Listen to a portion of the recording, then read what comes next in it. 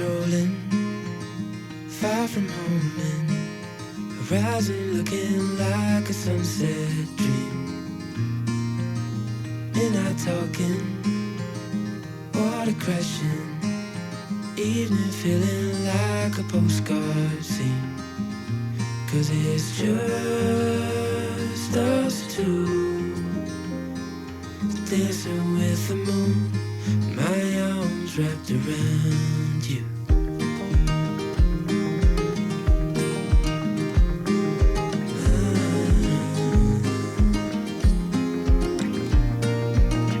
Moon is lighting, sea of diamonds, I can tell the difference. G'day guys, I'm Julius and today I'm going to be showing you around my self-converted Mercedes Sprinter camper.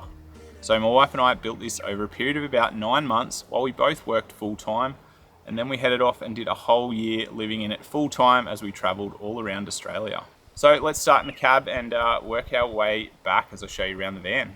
So the van is a 2008 Mercedes Sprinter 518, which is the long wheelbase, high roof, dual wheel version of Mercedes Sprinter van. Has a 4.5 ton GVM, so plenty of load capacity there for our fit out. It's got Mercedes' 3 litre 6-cylinder turbo diesel engine, and the two requirements I had when we were looking for a van was it had to be auto and it had to have cruise control, because when you're traveling Australia there's quite a few sections of the country where you just spend hours endlessly driving, so they were some nice to haves. So up the front in the cab there's not a whole heap different to a standard van. We have put a headliner in here which has got some of our storage, and we fitted a 2-way radio as well. Let's head back and check out the rest of the van. So up the front of the van, we've got our kitchen, and over the cab, we've got that extra storage that I talked about. Up there, we pretty much just kept all our bulky jumpers, trackies, any extra bedding and stuff like that. Then at the front, we've got our kitchen, and we've left it open through here. We've got a little bit of a curtain to divide the space up a bit, but if we needed to, we could climb through to the front if we had to make a speedy escape anywhere. Over a year traveling in this, and we never had to do that, but it's nice to have that option.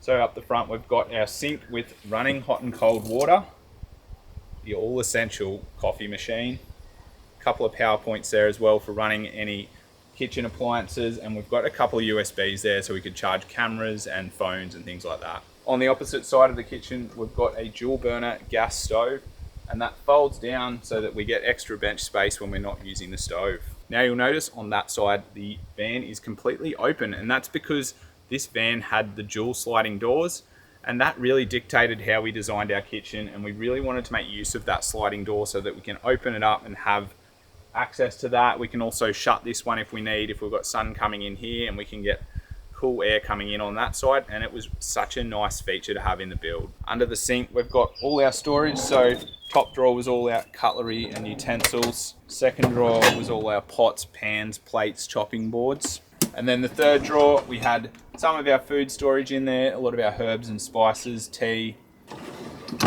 Underneath we built extra storage into the kicker, so that was mainly cans and jars that we put in there, just a bit of extra food storage.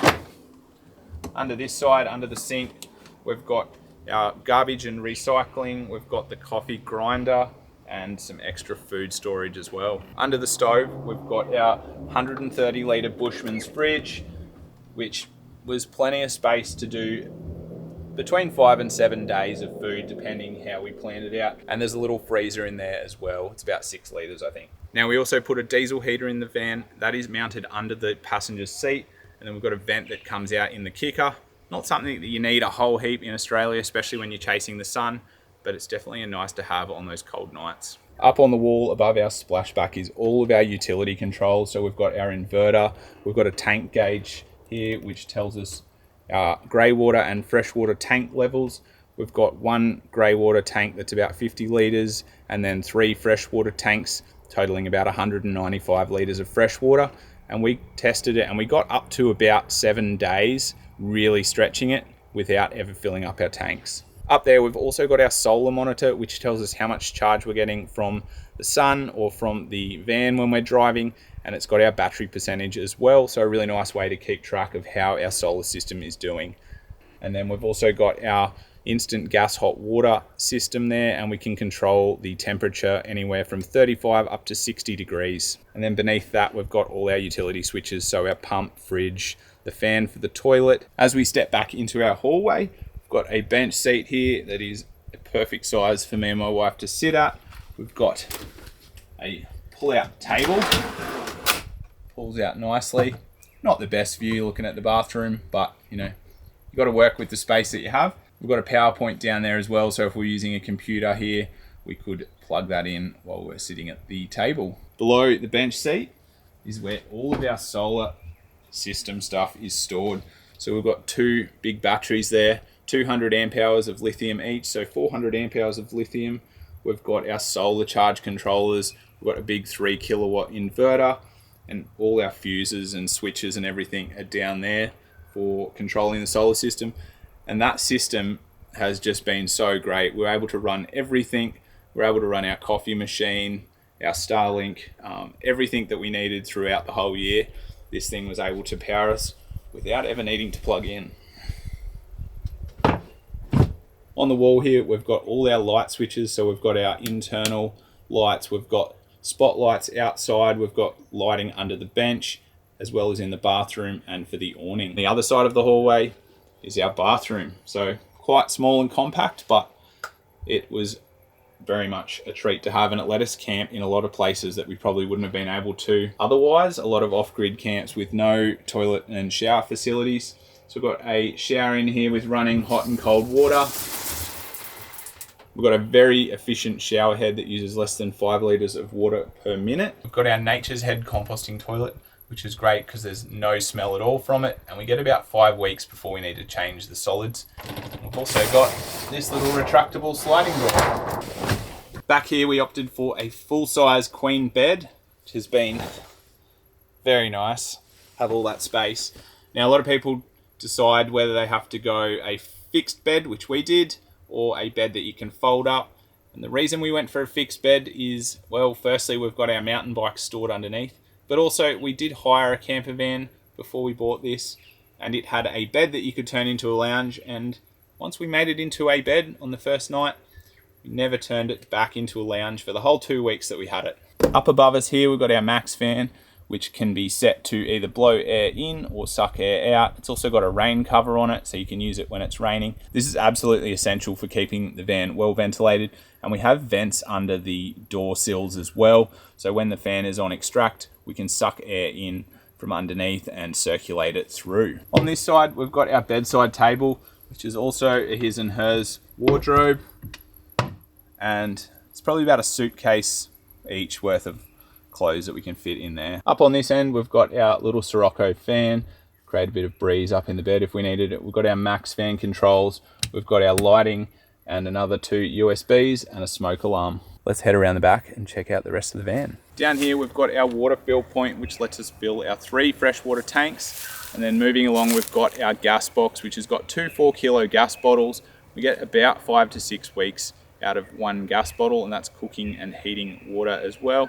So up to about 3 months on gas before we have to top up. At the back of the van, one of my favourite features of the build, we've got our mountain bikes in here. So we've got a light. So these pull out, giving us easy access to the bikes.